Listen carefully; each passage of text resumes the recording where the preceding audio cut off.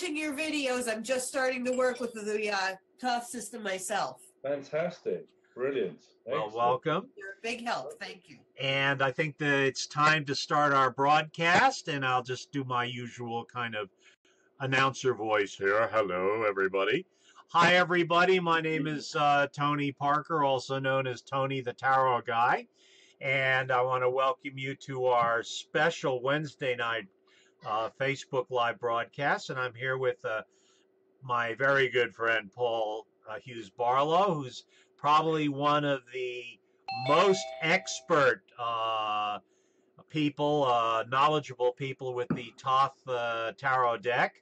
And I think it's really a special moment that he's decided to grace us with his presence and share some of his knowledge. Actually, we've had a wonderful conversation the last hour. I hope we don't run dry. I think we'll be all right. I see Amy's joined as well. Hi, So, Amy. hi, Amy. Hi, How you doing? Paul. Hi, Anthony. How are you? Hi there, Amy. I'm glad you're coming on. Are we Good. going to see the beautiful Amy? Or are you hiding? Oh, I don't know. I don't know how to make it show. Hold on. Let me mess with it. Yeah, it's a little thing. It says add video or add audio. Okay. Let me see here. Okay. Hold on. You don't have to. It's okay. You know, I'm not forcing Amy, you. hi. Amy showed Hello, up. Hi, love. Amy. Hello, Hi, Anthony. everybody. Welcome. This is really cool. It's like a real party, isn't it? I've got you need the mint juleps, don't we, Amy? Yes, we do. So this is so cool. All right, so I'm going to just sort of get Paul talking because he's got to sing for his supper tonight. So, Paul, I guess one of the first things, why don't you kind of explain a little bit about the early years, okay? How did you get started? Was there a point in your early childhood where you were aware of things that went bump in the night or things between heaven and earth, as it were? Yeah. Go ahead. Yeah. Go ahead, please. Yeah, no, it's interesting actually because I never told my parents, but from an early age I was aware of things around. And my dad actually was a school caretaker. In America, he'd be the janitor. Okay. So he used to be the infant school and the junior school, then we've gone to high school. So from an early age, you know, we used to have a bunch of keys and we could go into the school anytime we liked to, you know, and we used to play badminton and stuff and things. But schools, when there's nobody in the place, can be pretty scary places. And some of the corridors I used to run like hell down. So the interest has always been there. And my family on my mum's side has always been theosophists. And so with Madame Blavatsky, so Right. I had Okay. an aunt Yeah. who used to read the Blavatsky's writings, and she said, "I've never read the Bible." You know, it was quite a strange sort of thing. So I mean, I was interested in spirits and stuff, and then I kind of lost it for years, and it went down a meditation and yoga routes until the early 20s. When I was doing a meditation place in Brighton, and someone there said there's this Indian man on the Brighton seafront. So I went to see him, and it was a kind of a weird sort of thing because gurus sit and talk and joke, and everyone listens and laughs sycophantically. With this pundit, he didn't say very much, and he used to spend most of the time swearing at me actually after a while. But at one point, then he said to me one day, "I think you can learn to be a pundit." One half of me said, "Fantastic, yes, I want to." And the other half went, "Oh my God, I'm going to get so much shit from so much jealousy from so much people," which was basically what happened. And I just found basically just things would happen in spirits. And I was walking with him one day and I saw around and he smiled and said, "The spirits just said good morning," you know? So it was just that kind of being in that energy of someone like. Now, did you actually see a spirit, or did you see a shape or an ectoplasm, or what? No, there's no explanation. It's just an awareness. It's something in the air or something like that. Okay. These pundits, you know, normally you think you have to go to India, you know, to find. Right. But actually, he was on Brighton seafront by Brighton Pier. I know Tony knows where that is around there. And actually, these pundits, they were the chief astrologers for the Maharajas in India for hundreds of years. Okay. And in India, an astrologer means a magician as well. Right. So, And that's the Vedic astrology with the squares, right? yeah, the square, they're called kundalis. Yeah, but I mean, a lot of this, but this is all done from a level of silence. The teaching, there's no dialogue or discourse. Mm-hmm. Basically, you just spend time with them, and then weird stuff happens. Things go on, and you spend your time trying to catch up all the time. You have the experiences. What the hell was that about? And then a year or two later, you come across a book about magic or something. Think, oh, I read that thing. You know, and that's how it was. Mm-hmm. So it's not sort of going out to invoke things or anything. It was just they would come to you. So this is all from the unknown, basically, and there's no structure. It's blackness. It's dark. And these things come out of that, and it's the same in Jungian kind of philosophy of the unknown and everything else. So when did you pick up a deck? When did you actually like get your hot sticky hands on a tarot deck? I think when I was about 13 in Essex, and I think there's only about one tarot deck you could get, but I think it was one of the French ones, you know. And, The Marseille deck or that Swiss deck? Yeah. It could have been a Marseille deck, but what happened was. I was tricked into doing readings on Brighton Seafront. Started with Palmerston. He said, sit in my office. And we sit in there. So I'm going over the pub. You look after the office. Anyone comes in, make an appointment. So after 2 or 3 days of not much happening, then he said, sit in my chair. If someone comes in, give them a reading. You don't know what to say. Talk about yourself. And basically all I knew was the palm, you know, the lifeline, the headline, the heartline, and just do character stuff and things. And then at one point, he's, you know, I said to him, you know, it's okay, but if someone wants to know what's happening this week, am I going to get a boyfriend this week or something? The palms aren't any good. So I said to him, I need to learn tarot. He said, good idea, get a tarot deck. So I got a tarot deck, one of the French ones, 19th century ones, I can't remember the name of it. And so I gave the deck to him, and he shuffled them. And he laid out, I think, 4 cards. And one of them was the Queen of Swords or something like that. And he looked at them. Said, for a woman, swords are very bad. And there was silence. He didn't say any more. I didn't say any more.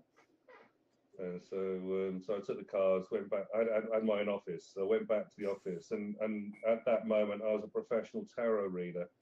When I knew about 6 cards, you know, the Lovers, Emperor, Empress, the Chariot, you know, that was the limit of my knowledge of tarot. And I was a professional tarot reader from that day onwards. So in between reading, I was just, what the hell was that card about? You know, I didn't know. So that's how I started, you see. So it's the only way to learn tarot is by reading to strangers and getting them to pay money for it. Practice, practice, practice. Yeah, you will not learn by having tarot lessons. You know, or reading for yourself. You need people who bring in something new energy, new things, and you have to work out what that is. And you have to do it every time. When you know, I mean, do it long enough, it's no big deal. You said, you know, and things come out. But in the early days, it was painful, really painful. No, I hear you. Well, the way my grandmother taught me was she say lay 5 cards face down in the morning, and then come back at night at the end of the day before you turn them over and see what happened during the day. Does it connect with the cards that you turned over? Yeah. Kind of an interesting. What I actually do sometimes, when people cut the cards, you tell them to cut them into 4 piles. Right. It's supposed to be equal, but of course they don't. So I leave them face down, and I say to them, you know, let's see how good a tarot reader you are without turning the cards over. And of course, they're not tarot readers. They look a bit wild and say, well, that's the past. Not many cards there. There's the future. There's a lot more cards there, and they kind of get it from that point of view. So you start reading off without even turning the cards over. It's actually the way they cut the cards, and if they, you know, following simple instructions like cut the cards and put that half to there, you know, that's beyond some people. So that kind of makes things interesting too. And when did you come across this bad boy? Yeah, well, it's I don't know. I think I needed a challenge, and you know, I got his book. There we are. There you go. The original one. It's a knackered version I've had for years now, and I looked at it. But well, because for some reason I kind of got onto Crowley stuff, and then he had a tarot deck on you as well. And I think that book stayed on my shelf in the office for about 2 years before I picked it up again, and actually started to try and figure stuff out. I think in the meantime I kind of got onto the Golden Dawn system. I got the big yellow book, and I was trying to work out stuff from that point of view as well. So it was because also there's just the spiritual stuff. There's the thing with Pandit Maharaj where weird stuff was going on a daily basis. 2 or 3 times a day, weird things are going on. You're trying to deal with stuff that you don't have no vocabulary or or kind of knowledge of what's going on, but stuff is going on. You're desperately scrabbling to keep with it, with Pandit, with the clients, and all the other weird stuff that's going in my life at the same time as well. So it was a full-on 24/7 kind of thing where the tarot readings were almost an interlude of sanity in the whole process. Let me just ask some of your friends. Who's got a Thoth deck? Just raise your hand. Who's actually using it? Larry? Me. Okay.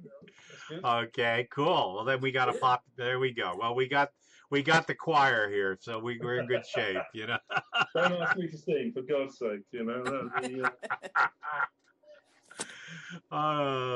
And when did you? Now, here's the part that like I said, I've been one of your avid fans for a long time, because one of the things I really admired was Super Tarot, was your website, because that was one of the few websites that had like the real material, the real gem, right? Without all the bullshit, pardon my French. It had all the real correspondences, the real deck, all the real information without all the waffle, right? Yeah. I mean, I would go on these websites, or I'd buy, like anybody. Hi, Ileana. Welcome. Can you hear us? Hey. Yeah. Good. Can you hear me? Yeah. Cool. Awesome. Beautiful. Hi. And, I would just, I would just the waffle. Whereas I love that Super Tarot site because that's where all the hard info is, And with that, as you said, but what was also interesting is you did the comparison between the Rider deck and the Thoth deck. Yeah. And where there are differences, there are structural differences. You guys are aware of that, right? Oh yeah. Okay. So your students are well taught. Good. There's a difference. Okay. All right. So there's. I love actually how he comments in all of his videos about how, there's the Rider Waite system that's great for beginners, but when you want to get sophisticated, then you go to the Thoth. Yeah. He's doing that writing, Well, but it's really funny because the tarot teachers, because they've never read the Book of Thoth, right, and they don't understand it. The book is almost unreadable too. Yeah. Yeah, but he's using language. Right. All of these people, including Waite, they could read in 3 or 4 different languages. Right. Their classics training, French, German, Italian, Hebrew. Mm-hmm. They were educated. We're Absolutely. not. Yeah. And I was speaking to Geraldine Beskin, who's the owner of Atlantis Bookshop in London by the British Museum. Amy, you met Geraldine, didn't you? A couple of weeks ago. And yes, I did. Yeah, and I said to Geraldine, because she knows the stuff, and I said, look, they knew more about the tarot 140 years ago than we do now. We know less about the tarot than they do. Right, because they had that classical education. Yeah, and we've lost the knowledge. I'm trying to, the interesting thing with this new book I'm trying to write at the moment is to bring that knowledge back, because it's there. Right. And this is one of the challenges I have at the moment, of just to reconstruct the knowledge that if you know, is blindingly obvious. When you see it, it's like, right. Yeah. Well, I have a true confession to make. when my grandmother gave me this deck, Yeah. what, 1960 or 69 or 70? If I had a deck like that, I'd have it in a box. I wouldn't be touching it. You know, I wouldn't. You know, it'd be sort of. I know. I like, don't give it to me. Don't, you know, because it had that kind of feeling, right, guys? Yeah, you know, yeah. oh my God, it's bad boy Crowley. It's gonna bite me or something, right? Something's gonna come out of the box and get me, right? I mean, that's how I felt when I first had it, you know, because I had the nice, safe Walt Disney Rider-Waite deck, you know. Yeah. You know, happy ending, Disney finish, right? You know. Bambi died. But no, again, let's move. Again, I want to get back to Paul and his experience with the Toth. So, how did it?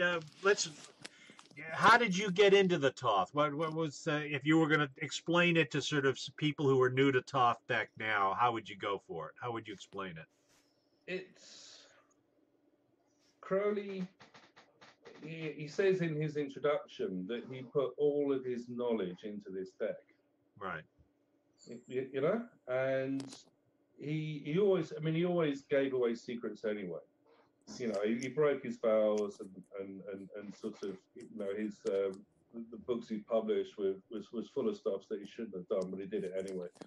And it's poetic. He's challenging because every time you go back, you know, it's like Shakespeare. How many different versions of Hamlet are there? You can, you know, how many different versions of, you know, these classic books, and the Toth is the same. I can't tell you how many books I thought I could write about this deck that I started. Oh, we can do it Toth. We can do it from the point of view of Dionysus. So I started down the Dionysus route, you know, and you go for a little bit, and then it's like, well, okay, let's do. We can do a book of Toth from the point of view of the Book of the Law, and you start, you know, the Star card, and then peter out. Okay, let's try Enochian Magic and do that one. And what you realise is that most books have a theme. You know, these days a tower. You know, there's a Tower of Black Cats and there's a Tower of Tapestry and God knows what else. They're all themed. You know, and it's pretty mono kind of all the way down the line. But he weaves in and out all these different systems throughout the deck. So you can't see the problem. This is what the problem with the OTO and other organisations who claim ownership of this. They can't, because he only puts it in certain cards, not all of them. You see. So right. they have a problem because he's kind of it's brilliant, because you look at the tarot deck, you look at the cards, you look at the artwork and stuff, and you know, it's a cohesive, organic, holistic, themed thing. But when you get into it, it's actually lots of different systems. It's working out, you know, where does that come from? Here's just a silly question, not to interrupt. Just ask, why are those OTO membership cards in the deck? Is there does the OTO because the OTO has copyright. Oh, really? Yeah.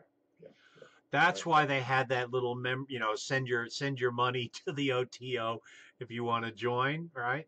But see, the thing is, it's kind of the OTO. Where's the thing?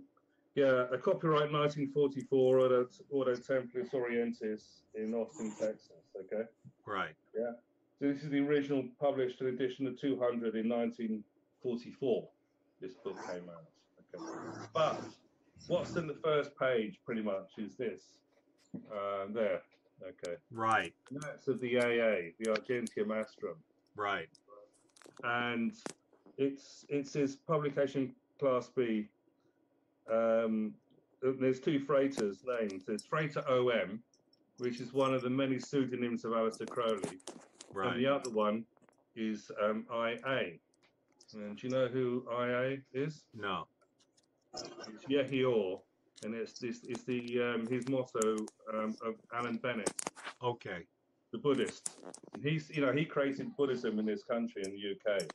And he was kind of Crowley's mentor for many years. I think Crowley's making a statement there you know, the Buddhist, Okay. not the OTO. Okay. And then, and it's the AA as well, not the OTO. And also the first thing is wheel and woe, which has come from the Book of Lies as well. So this is the tarot is the wheel. Like a direct It statement. looks like one of the keys. It looks like one of the 7 keys. Yeah. And also because the Kabbalistic Tree of Life only appears in the back of the book and ended. You know, Right. it's right at the back. So you have to know how to read the structure of the book, why he put the things he did in the places he did, because he doesn't, you know, the meanings of the cards are hidden. They're not obvious. Okay. You know, it's not the classic these days. It's the big picture, the big description, meaning, reverse meaning. You know, he doesn't do that. He makes you work for it, basically. And you know, and it's just a challenge because you have to know everything about everything in order to be able to understand what's going on in there. And I'm still working on it. It's work in progress. No, I mean that book you read it 20 times. Each time you get a different look at it. That's the thing. That's the thing. You know, it's. Now, I just want to ask your crew. My crew. I'm going to ask your crew a pop question, a pop quiz. Okay. In terms of the, do you guys do opening of the key? All of them. I'm impressed. Working on learning that actually. First phase. So am I, Diane. Don't worry about it. You know. Okay, I'm impressed. That's cool. I'm impressed, guys. Yeah. I want to tell you, you got some dedicated crew here. Yeah. The opening of the key, I mean, is a you know, of course, the full 5 phase opening of the key. You only need to the first stage really, but I mean, the Golden Dawn people, they don't know how to work the spread. No, well, they used to do that 15 card thing. Yeah, well, that's to get you away from the opening of the key because they don't actually understand what it's about. Right. Yeah. It's because you have to learn astrology and stuff. Ileana, we're just talking serious card reader shop here. Opening of the key. The opening of the key is a classic form of reading tarot cards that I won't say was developed by the Golden Dawn, and of course. It was. And it was a 5 phase. It could take several hours. It was a spiritual enlightenment. It was a meditation, transformational process.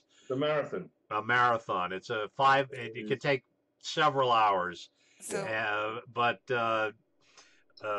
Paul, of course, you know, has made a name for himself specializing on the first phase for a basic reading, which, trust me, is a pretty complete reading, you know. Well, the only 2 books I've written so far have both been about that first stage. Right. You know, and it's actually kind of the first part of the first stage. It's not even the full picture of the first stage. My grandmother, my aging French granny, could do all 5, man. I was astounded. Wow. She would do the house, 12 houses, the pairing off. Yeah. Oh yeah. Bloody hell. I'm impressed. I was impressed. I was astounded. Well, you know, like I said, she was a serious lady. Because I'll tell you something, the way it is structured, astrologically, it's impossible to read the cards in the way they've done it. Right. There are serious flaws. And it took me a long time to work out why there's serious flaws in it and the purpose of it. But it is it's a real. You know, I mean, I think your grandmother's about the only person that's actually done it. I remember seeing her doing. I had no idea what she was doing except 20/20 hindsight. I can remember she would do the pairing off. She would do the 12 houses. She would do the 10, the Tree of Life. You don't need me. See her. You know, she knows more than I do. I think. Well, let's put it this way. I was like, you know. My parents used to drop me off on Sunday, and she'd babysit me, you know, and I'd watch my grandmother do her thing, you know. I love it. But you know, back to you, Paul. I'm sorry, I just had to throw that in there. Well, listen, why don't we? Do you want to get further into the cards, or do you want to do some readings, or What do people want? Okay, guys. Well, who'd like a reading with Paul on doing the I guess a mini opening, or what would you do with a 3-card or a 5-card or what? It's a 3-card reading because you can only really. There's only tarot cards on their own don't actually have a meaning. You know, you need a context. Right.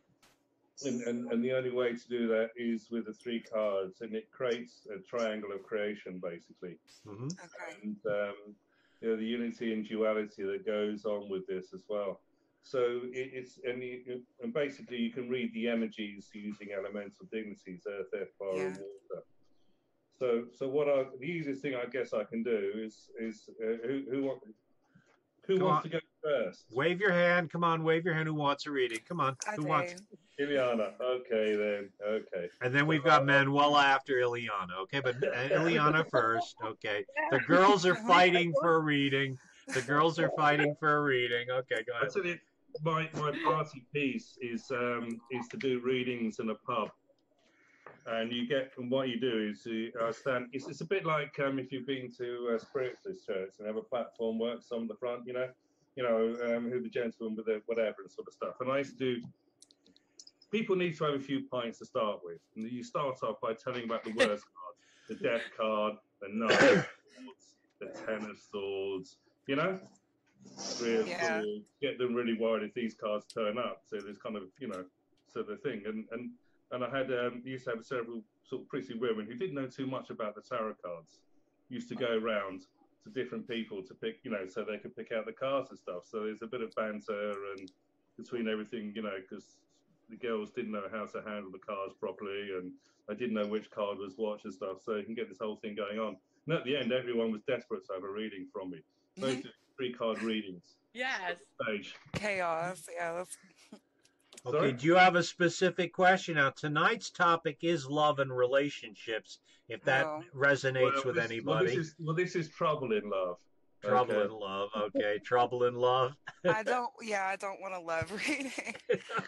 Oh, dear me. Well, unfortunately, it is about love, Ileana. Oh, God. The most beautiful women have the most trouble in love, you know. So this is the way it works. So what we have the 6 of Cups, pleasure. We have the 5 of Swords, defeat, and then we have the Knight of Wands.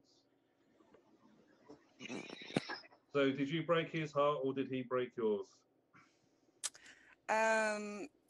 He broke mine, and then I demanded more of him. Yeah. So.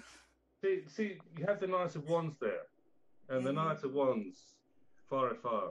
I kind of start, but they don't finish. That's the problem with the Knight of Wands. You see, and the 5 of Swords defeat in there is just this element of it's almost like a tragic. It's not really right, Romeo and Juliet or something like this, you know. So but also it can be, you know, there's a lot of pleasure as well, but also there's the pain and the loss that goes with it too. So he's not around anymore. Oh no, we live together.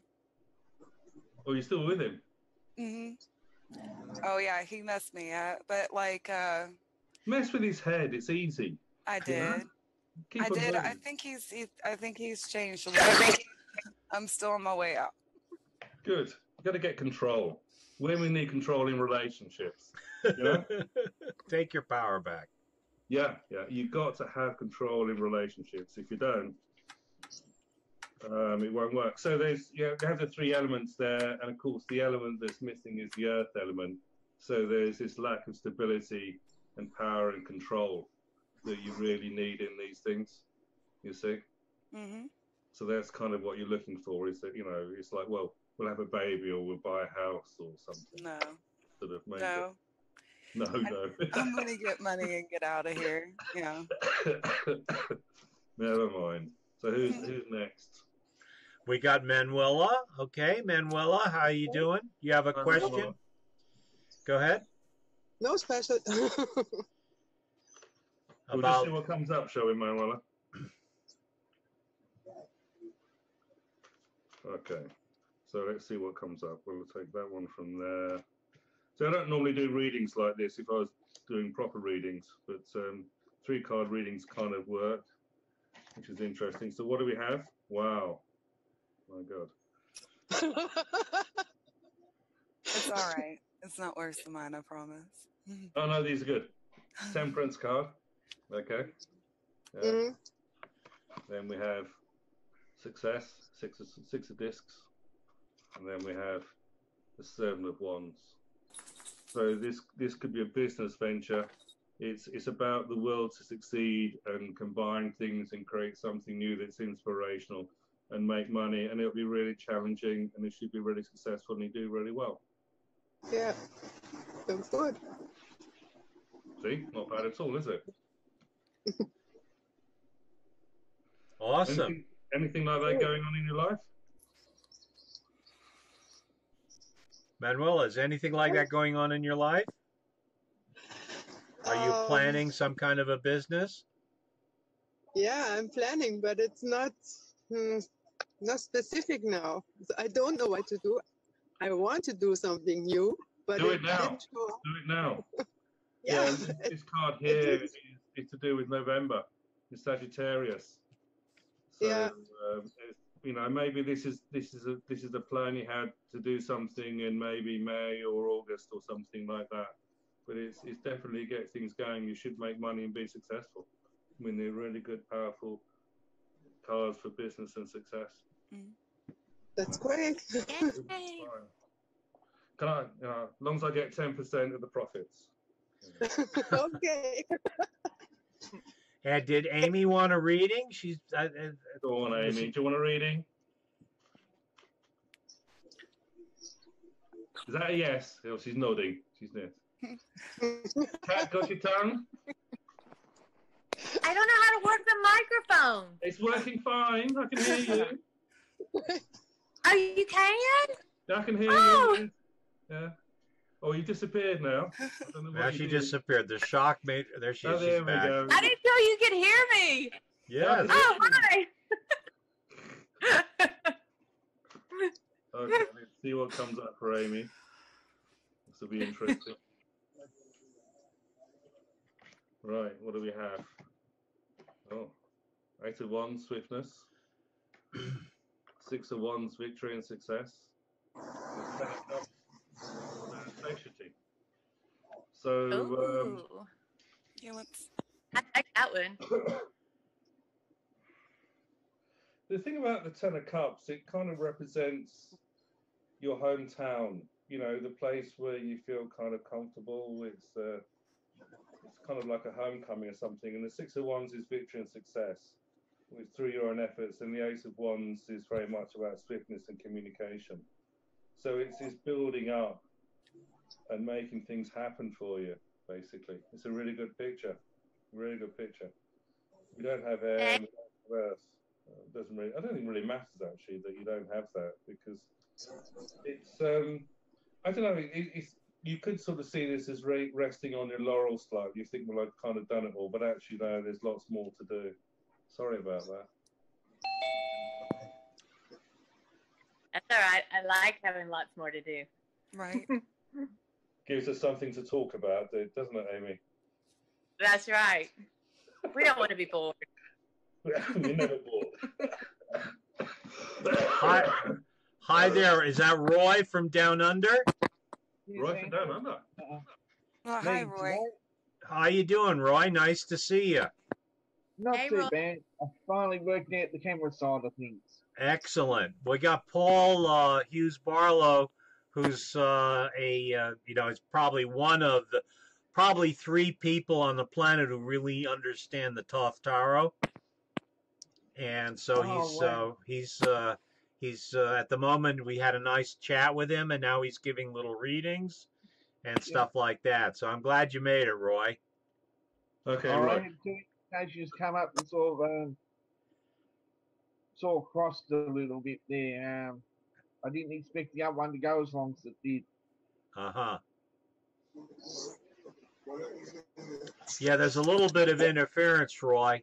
Do you have a headset or do you have a headset? I'll fix that. I've just I had you had some back feedback from there. Right. Okay. All right. You might want to turn your volume down, the speaker volume down. That way you won't get as much feedback. Yeah. Okay. Anybody else want a reading from Paul? I'll take one. Go ahead, dear. Go on, Diane. Hi, Diane. Okay. Whoops. Hi, Paul. Same thing. No question. I'd like to see what comes up. Well, the card that fell on the floor was the Eight of Wands for a start off. That's nice. So that could be something you want to kind of throw out of your life, or sort of, I don't know, some ideas, or say things to people that need to be said.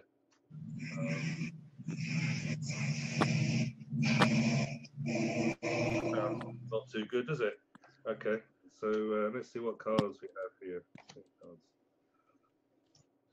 So doing a 3-card reading is kind of good for parties and stuff. But actually, I do oh, wow.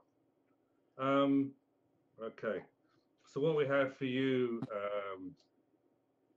Diane. Diane. Yes. Okay. Oh, Diane. Wow. Do you have a very domineering man in your life at the moment then? It's kind of the opposite. I'm more the domineering one in the relationship. Maybe he wants a chance. A role reversal. Do you know what happened there? I was looking at the cards and suddenly this is all about the man. And I completely forgot who you were, you know? Okay. Something interesting, because what we have the Ten of Wands. Uh-huh. Dominion. Yeah. Ten of Wands is oppression. Two of Wands is dominion. Then we have the Knight of Discs. Okay. Interesting. He's been coming up for me. Yeah, and then there's the Ace of Swords. Okay. So it's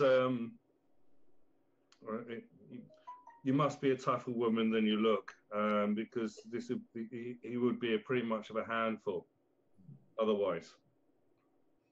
Because it's the oppressive. It might be he's just having oppressive thoughts, you know, that he's kind of not able to deal with, or something like that. Because, you know, I was just thinking, you know, the Eight of Wands that fell out of the, you know, I'm usually quite good at not dropping cards, but it did for you. So that, you know, that something needs to be said or got out of the system or something. There's something symptomatic there of something like that going on with these cards. So it might be having ideas that are good, but because he feels kind of weighed down by stuff or something like that, it's making it for him very hard to deal with these things. And what you can do to change the energy, basically, is just swap the cards around, so it becomes a center, or you can do it this way around as well, which completely changes the dynamics of the cards. When you spread them out, you don't normally change the order of the cards. But in a 3, you know, when doing 3 cards, you know, that will have a slightly different energy to that, basically, right. Even though the sequence is exactly the same. So, but it's certainly, I don't know, maybe he's looking, I don't know, mate, is he looking for ways to life in his life at the moment? Yes, actually he is. Yeah. He's finding a way of not carrying such a burden on stuff, I guess. That would be the way that looks. But yes. There's a lack of emotional content in these cards. Maybe he's just not, you know, comfortable with his feelings or something like that that's going on with it, or is that looking for that one, you know? So, yeah. Yes. Does he sort of lapse into silences a lot? I'm sorry, does he what? He lapse into long silences and things. Oh yes, he's pretty quiet. And that's you know, these cards seem to symbolise his energy very much at the moment of what's going on there. Not about you, is it? No, interesting. Where are you in all of this? The support. The support. Just hang on in there. I keep trying to encourage him because he is trying to lighten some things up regarding his work situation, being self-employed and being a one-man workhorse, so to speak. And there is something he'd like to do that would lighten that up quite a bit. And I keep trying to encourage him to do it. And he kind of keeps holding off on doing it. Mm-hmm. Yeah, it's you need to get him away from work, don't you, basically? I need to get him to go into the other field, yes. Lighten up. I can't do Uh-huh. Yes. Oh, well, women have ways, That's don't they? that fit together. That fit together so perfectly, Paul. Yeah? Yeah. Well, I thought from what she said, and that was like exactly what she said seemed to be the problem with him. Yeah. Yeah. It might be he's having intrusive thoughts that he doesn't know how to deal with as well. You know, they just kind of, you know, if you ran with them.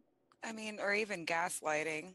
Like, he could be trying to drive you crazy, maybe a little bit, like getting back at you, you know, where they turn on the light, turn it off, and say, I didn't turn it off. Yeah? That movie, Gaslighting. I don't know. I think, like, sometimes when you tell the truth to people, they get a little defensive. Well, women have ways of sort of mentioning things, and the guy says nothing, then he suddenly says, I've had this amazing idea. I know. Love That's y'all. the way you do it. Come on, women. You know, I love that. I love that old movie with Charles Bly going, but darling, nobody's moved the furniture.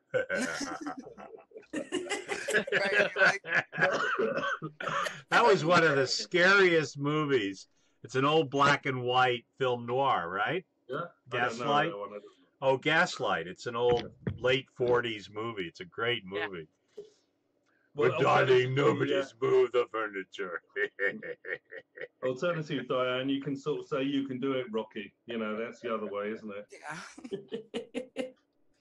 Yeah, women know how to handle man. You have to let the man think he's in control and he's the boss, and actually he's being led through the nose.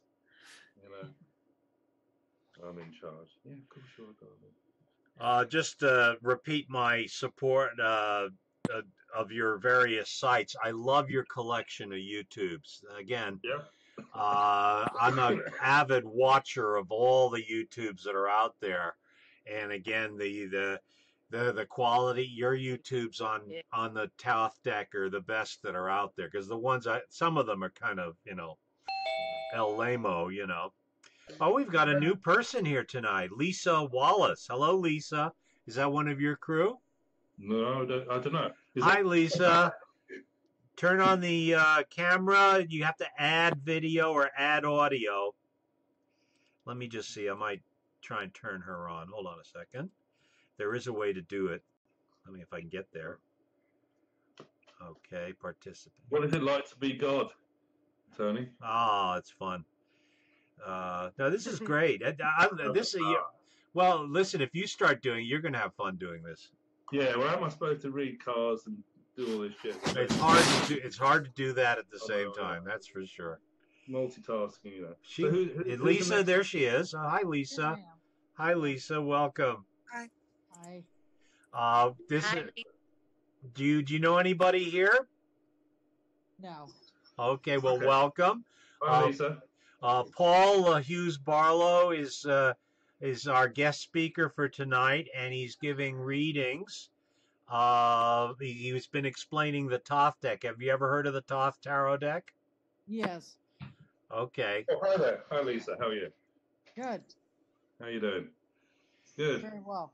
So, I can do a 3-card reading for you, or is there someone else who wants a 3-card reading? Because you just joined, so it might just be a bit too much. Throw you into the deep end there. Okay. I could do one for Tony, couldn't I? Sure, go ahead. I'm up for it. I'm always up for it. Right. So. Really interesting. Guys, I I know. have to leave you. My phone is dying. Sorry? My phone is dying. I must go. Thanks Oh, for no. It was nice to meet you. All right, take care, Manuela. Nice meeting you. Bye-bye. Bye. Thanks a lot. Bye-bye. Bye-bye. Speak again. Cheers. Okay, Tony. Wow. Yes, sir. Okay. Right.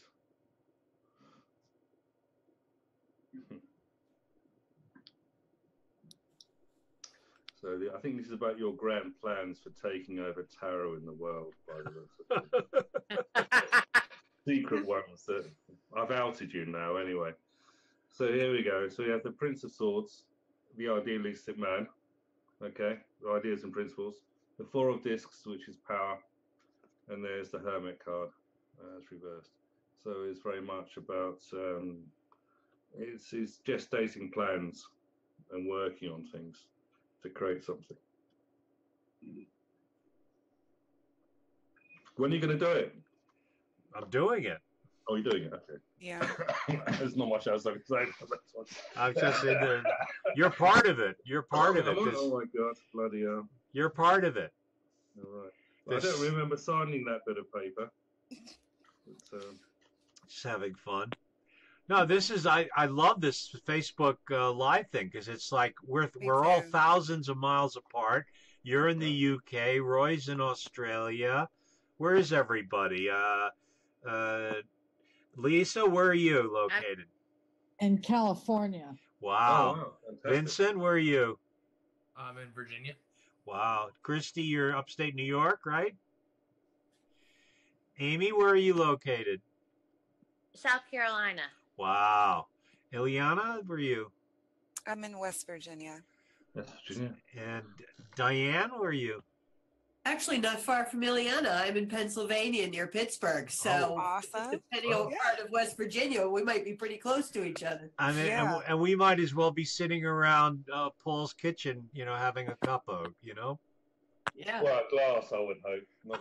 Not Right. I won't drink much anymore. I have a very small. This is a very small flat, so you have to hang out in the living room here. But it is amazing with this technology, isn't it? Yeah, that's fantastic, isn't it?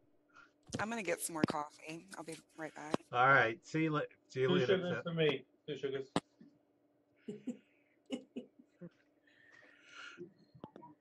Okay. No. So, I think I've pretty much done everyone, haven't I, at the moment? Yeah. Well, I think you got Vincent. Roy. Can I do Roy? You got Vincent, and then you got Roy. Have I done Roy? No. Roy, would you like a reading? Yes, I love reading things. Yeah. Oh. Right. Okay, Roy. Let's see what comes out for you.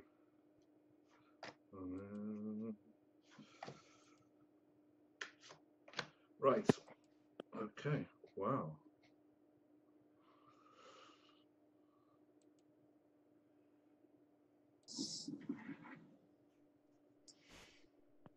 Okay.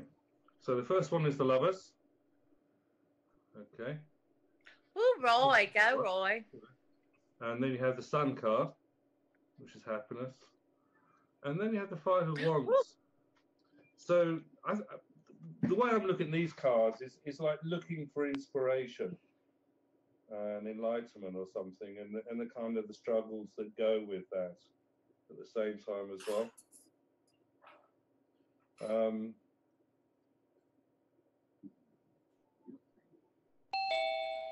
I guess looking for illumination. Is anything like that going on in your life? Well, I'm trying to take the next step from psychic to mediumship, so yeah, in a way.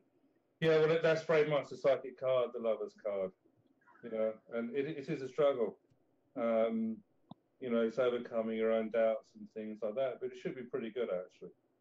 It should be good for you, So, yeah, it's interesting because you see the Lovers, you instantly think, well, relationships and stuff, but that's not what came to my mind. It was very much this kind of intuitive or some sort of inspirational thing that's going on there. And maybe that there was. Did you find things change for you in August around that time? Well, they actually only recently started the change. I was sort of thinking along the lines of doing lots of different sort of courses on that, and particularly the spirituality sort of side of things. So I had to kick up the boots, the bum, so to speak. Yeah, no, it'd be good. It's all about illumination here.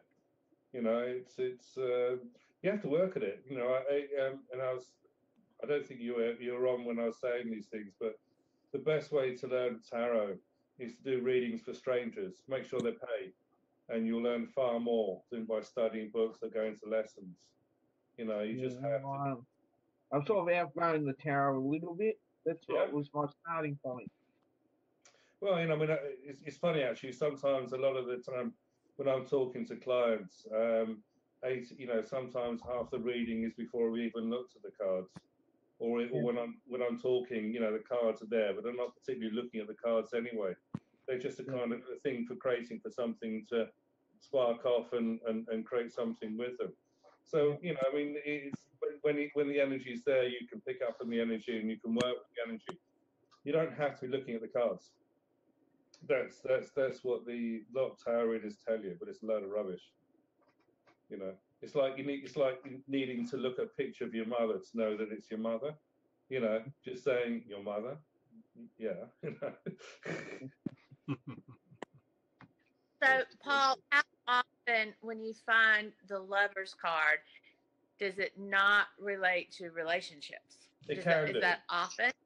No, it can do, but in this one, straight away it's about illumination and insight, things like this. That was the thing that came to mind, and not relationships. Although, of course, there is that relationship with the spirits and your guides and things that can be that to do with. But I mean, basically, the subtext of the Lovers is about illumination and psychic perceptions and things.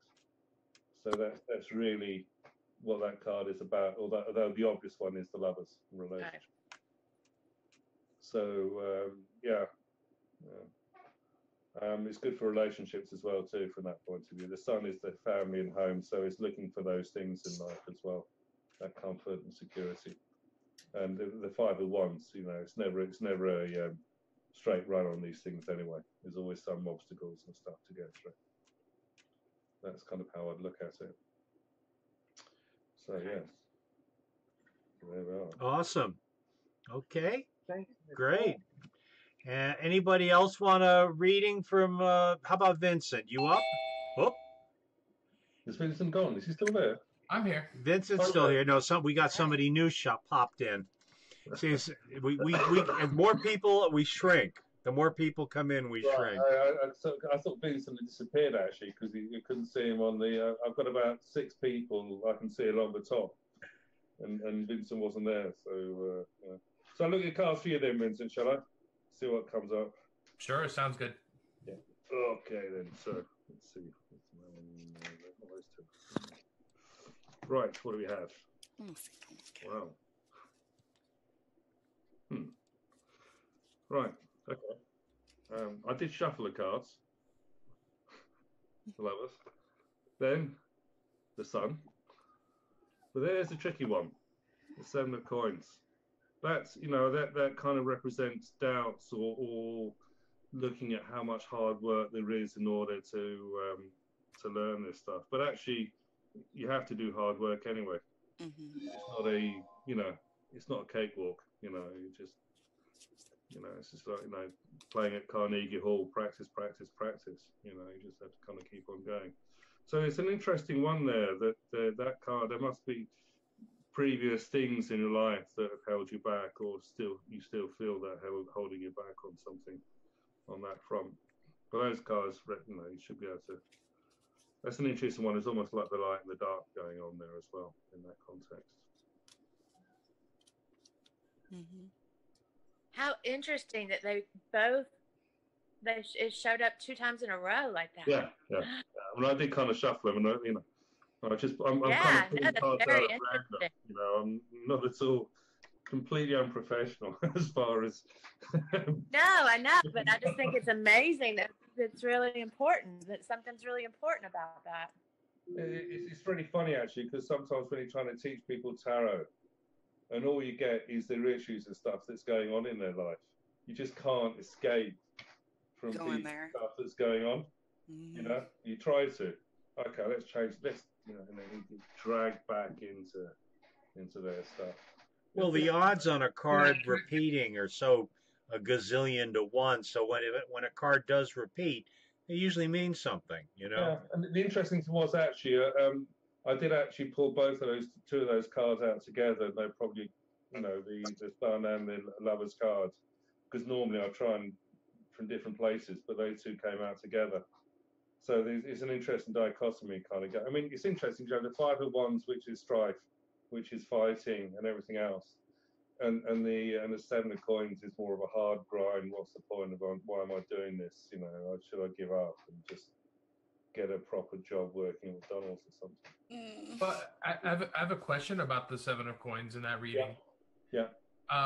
So as far as doubts are concerned, is it doubts about? Could it be doubts about a future, or is it more doubts about past things that have already taken place? It's probably past projected onto the future. Yeah. Okay.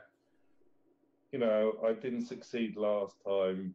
What's the odds of failure again? Even though the sun, you can pick it up with the sun. It's always beautiful and everything else. And the Lovers is the inspiration, and everything else. And it's like, oh, fucking hell, this is shit. So is the Lovers about union, not necessarily a relationship, but a union? They can be. I mean, it's a weird thing there because the Sun with the Lovers is kind of the nuclear family. It's the Waltons. Everything's right in the world, And then there's the Seven of Coins, which is failure. Is that just ego getting in the way? It could be. It could be. It's. The problem is the Seven of Coins is lots of hard work for no reward. But I think if you're doing the occult and sort of stuff, then a lot of the time you're just grinding away, wondering why the hell you're doing it, and it is the ability to keep on going. You're like a long distance runner. You're not doing 100 meters sprint in the Olympics. This takes time and. A lot of the time, there is no inspiration, but it is, it's like the spirits are saying, well, let's see, does he really want this? Let's really make it dark for him. Let's really sort of, you can see other people doing really well, and he's not thinking maybe I should give up on the whole thing or something like that. I mean, that happens a lot in this kind of work. Well, yeah, I mean, what you said there with the inspiration, no inspiration, and suddenly you answer an email that I send, and suddenly there's light again. So. Well, I think it was suddenly you sending me an email, wasn't it? Rather than. No, what I'm saying is I sent you an email. I hadn't seen a video from you in like over a year, and I thought, well, maybe he's just gone and done something else. I have these grand plans to monetize what I do, but I never get anywhere with it, I know that.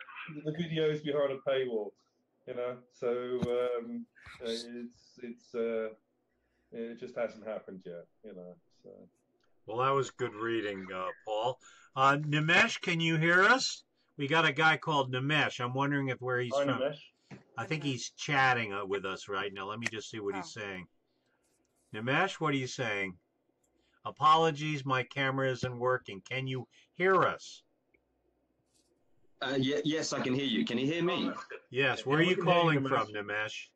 I'm calling from London. Oh, okay. Oh, Englishman. Wow.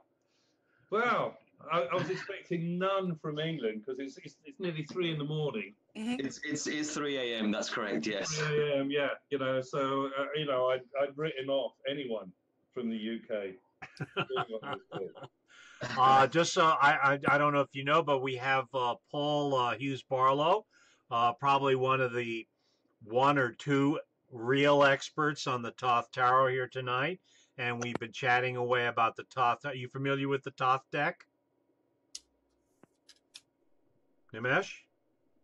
I have heard of it. Yes, Okay. I am aware of it. Yes, that's correct. Yes. Okay, and he's one of the, like I said, the few real experts, and I totally recommend Paul's, monetized or otherwise, his YouTube collection on the Thoth deck, and of course, well, they're unmonetized except for the advert. Apologize.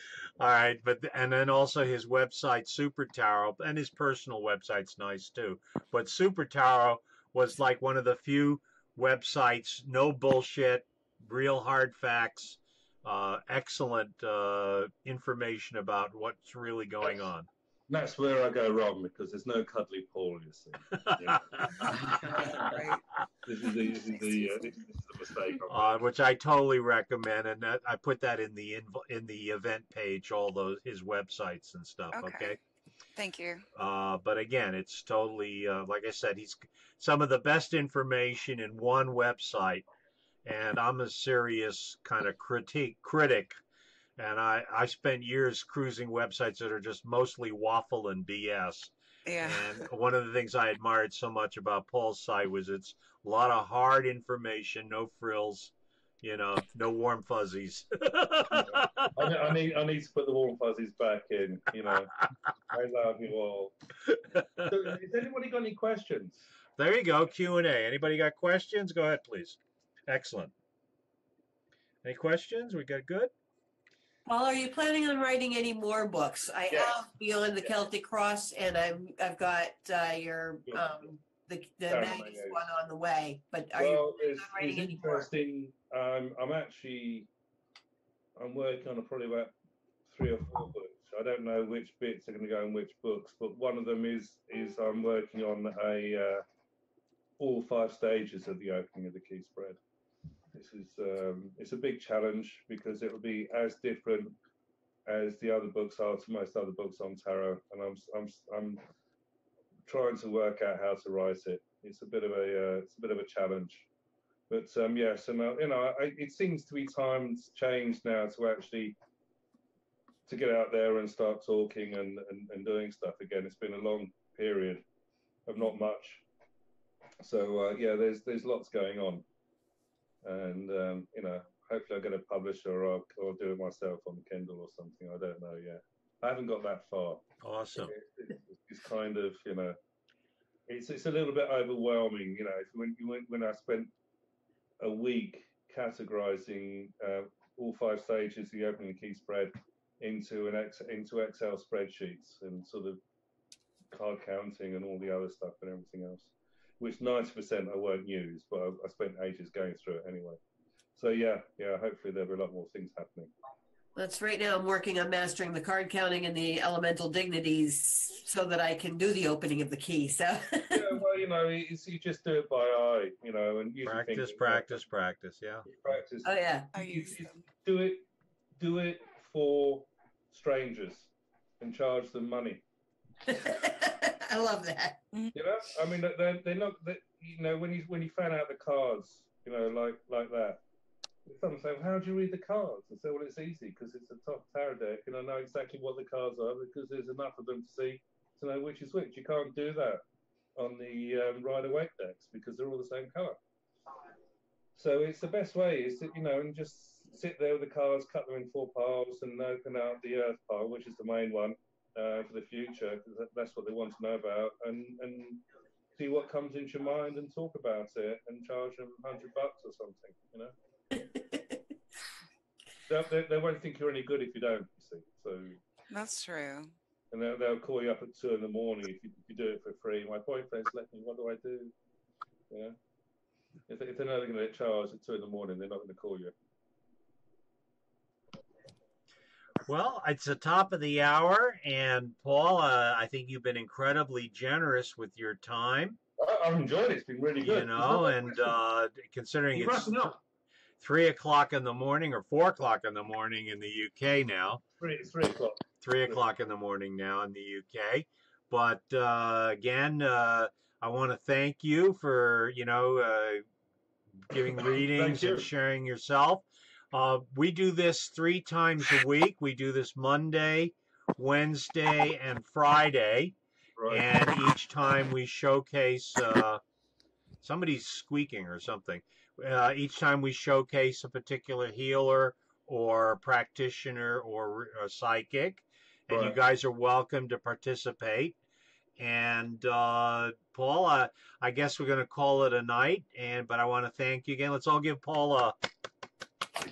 Thank you. Take a bow. Take a bow. And you can Facebook Paul if you want to, you know. Well, you guys are all, half of you are all buddies of Paul, so you're the home team, right? Well, I'm going to. Okay, you can Facebook him. He's on Facebook, and like I said, he's got his website is an absolute goldmine of information, and so are his YouTubes and his books. Are any of your books still for sale or what? Yeah. I mean, I'm still in print, I think, and you get them on Kindle. So Right. I can't sign books on Kindle. That's a problem. But, Right. thank you, Tony. I mean, it's been really interesting. I would love, Sorry, go ahead, Amy.